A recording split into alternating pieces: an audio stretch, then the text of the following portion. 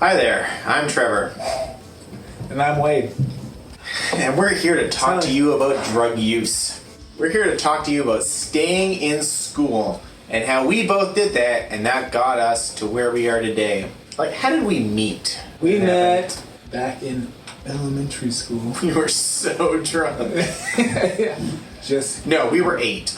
Yeah. Is any of this usable? Not really. I feel like we need to start again. Yeah. Hi there, I'm Trevor. And I'm Wade. Of the band Stands on Sapphires. And we're here to tell you a little bit about how we became friends, how we became compatriots, and, if you're lucky, how we became lovers. Now, we first met many years ago. I think that this was like our 20th anniversary of being friends. Yeah. Which is pretty cool. Do you remember the first time we ever met? Yeah, we had a mutual family friend, and he had a birthday party, so then it was like back in the day of like LAN parties and that kind of stuff, Yeah. where you couldn't just connect systems online. He had a bunch of N64, Nintendo 64 Yeah. consoles at his place. Because we were 8. Yeah, because we were 8. We're ancient. One of them had the best game, The most perfect multiplayer game.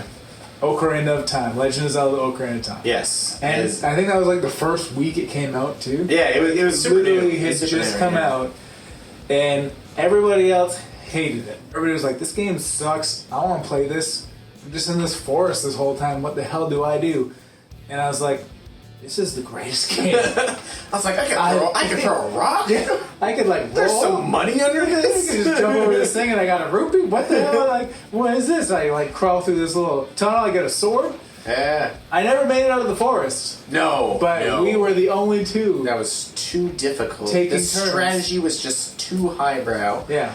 But the two of us, kind of hit it off then, and honestly, it was probably Ocarina of Time that did a lot of the heavy lifting in Yeah. our friendship. Yeah. I can't say I've been emotionally attached to you other than Zelda in any other way. So it was probably that. Yeah. Really. And you live like a couple Super close, yeah. couple So minutes away, that so- definitely helped, and we had this shared love of video games. Yeah. Honestly, like I remember even going later on. I remember the first day Super Smash Bros. Melee came out. Coming over to your house and distinctly watching you play Bowser. You're like, you can play Bowser. I in was so this excited game. because he's that guy. And So dope. had a lot of fun playing that. Even before that, like I remember Majora's Mask coming out. Oh yeah. And like we played through the first 3 days when you came Yeah. over, and like we were like, "This is the best." Again, the same thing. Just like, "Oh, you Remember? can't do anything. This is the best game ever." Remember when you died on the first? Yeah, first yeah. 3 I did plays not because you couldn't for- figure out the Bomberman's For code. those of you who, that was a dumb kid. Anyways, we were in one grade apart, so I think we kind of fell apart when I went to high school and you were in the last grade. Yeah, Eventually, yeah. we kind of lost touch a little bit, and then like it wasn't until like pretty much the end of high school. Yeah, I remember in high school you were in guitar and I was in band, which were two different classes. So I remember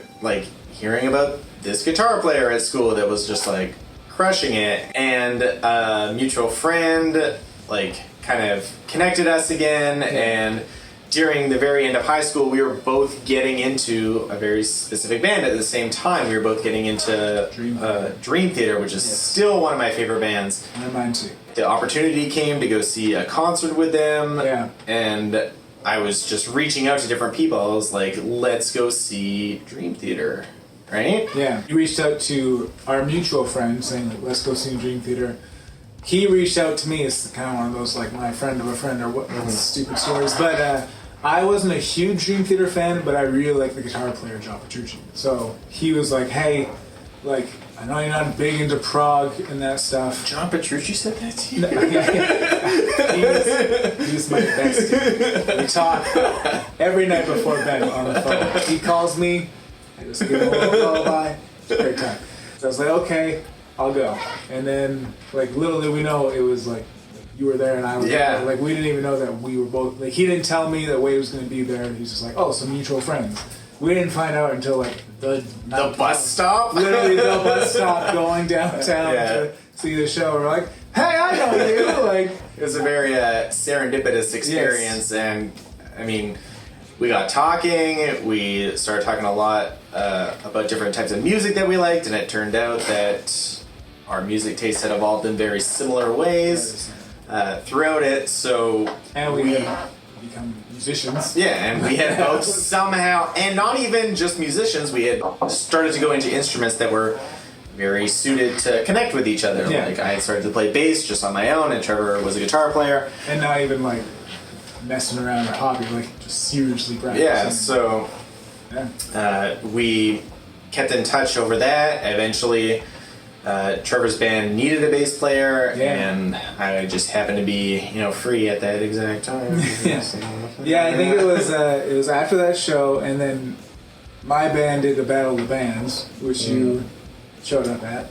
And I think that was like the first time you ever saw me play guitar. Right? Yeah. After I was like a cartoon character, like, oh. And also, his guitar playing was great. That was the whole crowd's reaction. Most of my high school, everybody thought of me as this like quiet kid. I'm still mostly quiet, but like same. Yeah, you were the quietest person I know. That show was actually kind of like my debut as like a guitar player. It's the first band I've ever been in, and then like Wade showed up during that time, like right around. I think we did the Dream Theater concert like a week or two before that, so we had like connected right beforehand.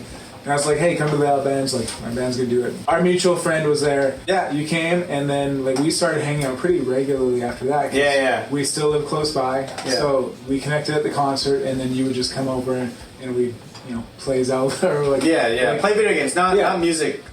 Things at that point. Not at that point. It was just back to like gaming together and stuff. And then our mutual friend, he left right after we graduated high school. He left to California to go do a music school, and we didn't have a bass player. And then I was like, well, I know a guy. Let's bring him in. And then it was just kind of just went from there. Like, kind of worked. Came to a jam session and it just like worked immediately. It was like a super good fit. I remember the first jam session that we ever had, and I remember like you and I just having like such a good time, and I don't really remember what everyone else was doing, but it didn't really matter that much to me because we were just like locked in, and it was like, of course that was supposed to happen because we'd been friends for like 10 years at that point. So we just kind of hit it off, and I like to think we've been inseparable ever since. It's true.